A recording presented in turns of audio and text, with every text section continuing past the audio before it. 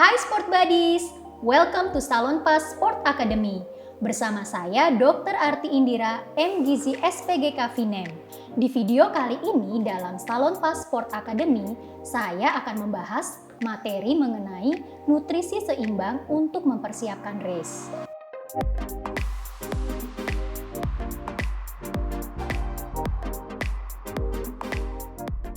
Dalam dunia olahraga, nutrisi merupakan bagian yang penting dan tidak dapat dipisahkan dari keilmuan olahraga itu sendiri.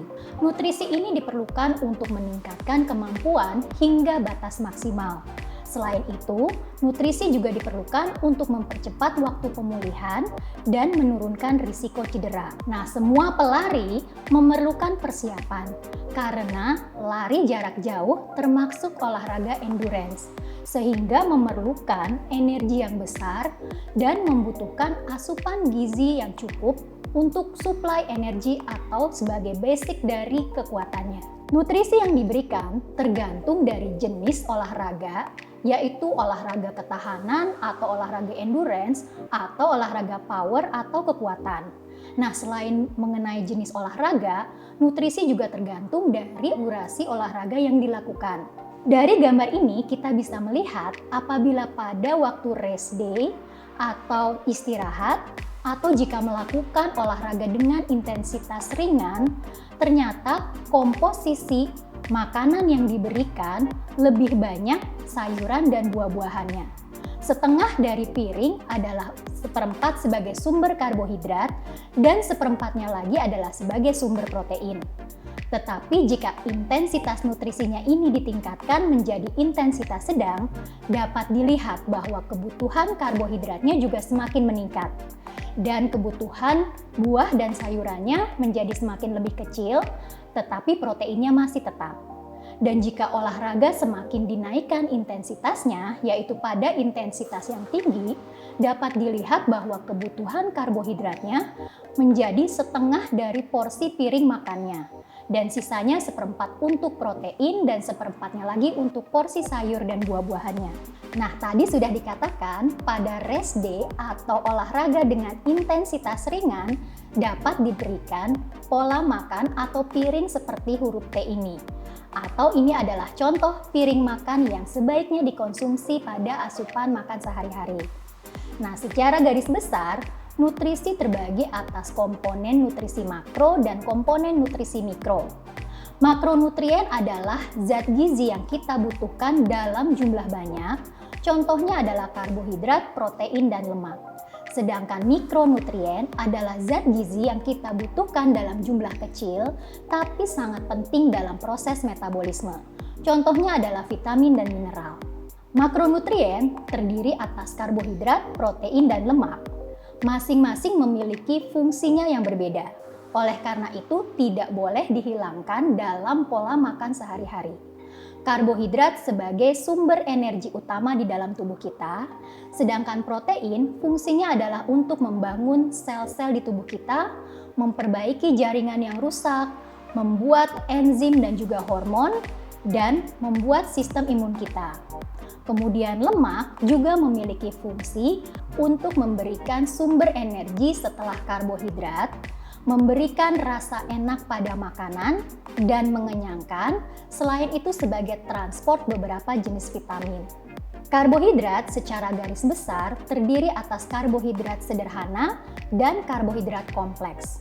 Karbohidrat sederhana adalah karbohidrat yang memiliki 1 sampai dengan 2 molekul gula.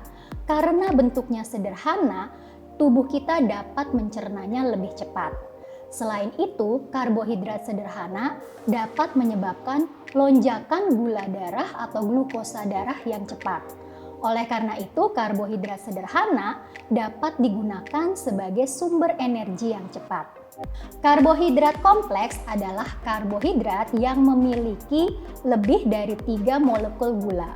Karbohidrat kompleks ini bahan makannya seringkali adalah bahan makanan yang tidak diproses atau minim proses. Nah, karbohidrat kompleks ini digunakan sebagai sumber energi atau sebagai cadangan tubuh kita. Protein seperti kita ketahui bukan merupakan sumber energi.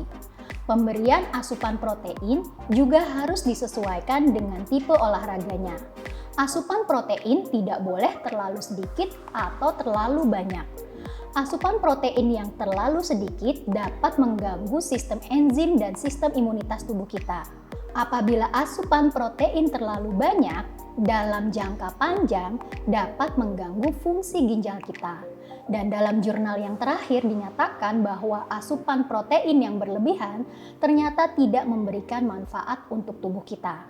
Nah, silahkan kombinasikan atau variasikan bahan makanan sumber protein, baik protein hewani maupun protein nabati.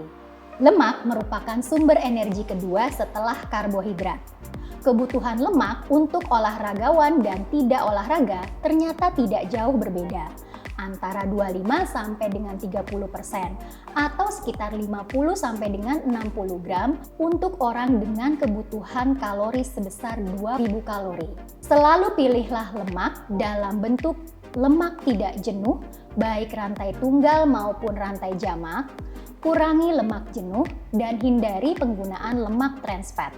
Air merupakan nutrisi yang esensial untuk tubuh kita dan seringkali dilupakan. Padahal dehidrasi sekitar 2% saja dapat menurunkan performa dari tubuh kita. Dehidrasi ini dapat menyebabkan gangguan keseimbangan cairan ataupun gangguan keseimbangan elektrolit di tubuh kita. Pemberian air disesuaikan berdasarkan jenis aktivitasnya, suhu dan kelembapan dari lingkungan sekitar.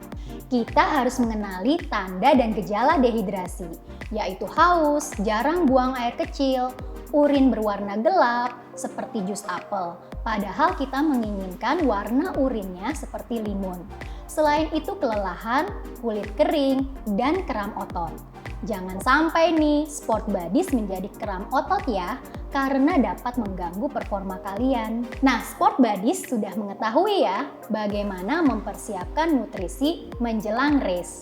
Jadi berolahraga itu bukan semata-mata hanya mengandalkan kekuatan fisik.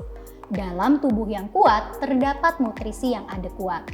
Demi berolahraga yang nyaman dan berkelanjutan, perlu mempersiapkan kecukupan nutrisi dalam asupan makan sehari-hari. So, sport buddies, let's move and be unstoppable.